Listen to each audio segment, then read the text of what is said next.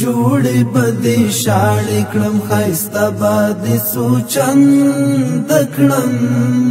د اقتصادي کمیسیون نوبتي غونډه ترسره شوه. د اقتصادي کمیسیون په نوبتي غونډه کې چې په مرمرینه ماڼۍ کې جوړه شوې وه، د سرو زرو د موقت صدور پر کړنلارې نویو متقاضیانو ته د نوري فایبر د ملي جوازونو پر ورکړې په دولتي ادارو کې د اوسنیو څراغونو پر ځای د LED څراغونو پر استفادې او یو شمېر نورو اقتصادي موضوعاتو بحث وشو. په غونډه کې چې د ریاست الوزرا اقتصادي مرستیال محترم ملا عبدالغني برادر اخوند په مشرۍ جوړه شوې وه، تر هر اړخیز بحث وروسته د سرو زرو د موقت صدور کړنلاره تایید شوه. د دې طرحې له مخې به د ټاکل شویو اصولو په رڼا کې د سرو زرو موقت صدور ترسره کیږي چې له مخې به یې تر ډېره حده د قاچاق مخنیوی وشي. د اقتصادي کمیسیون په دغه غونډه کې نویو متقاضیانو ته د نوري فایبر د ملي جوازونو د ورکړې پر موضوع هم بحث وشو. تر هر اړخیز بحث وروسته پریکړه وشوه چې د مخابراتو او معلوماتي ټکنالوژۍ وزارت اړوند د اترا اداره د نویو متقاضیانو ته د نوري فایبر ملي جوازونه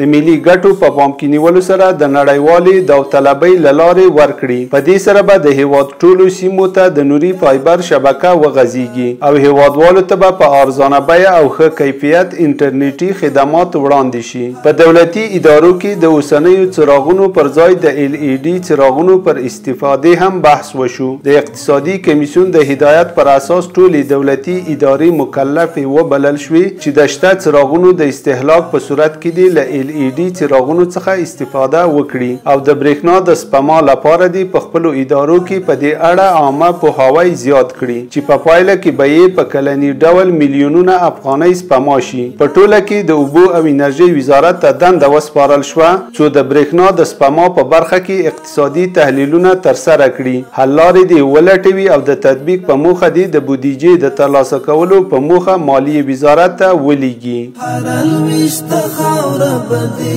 بیا ډکه له خونده کړم.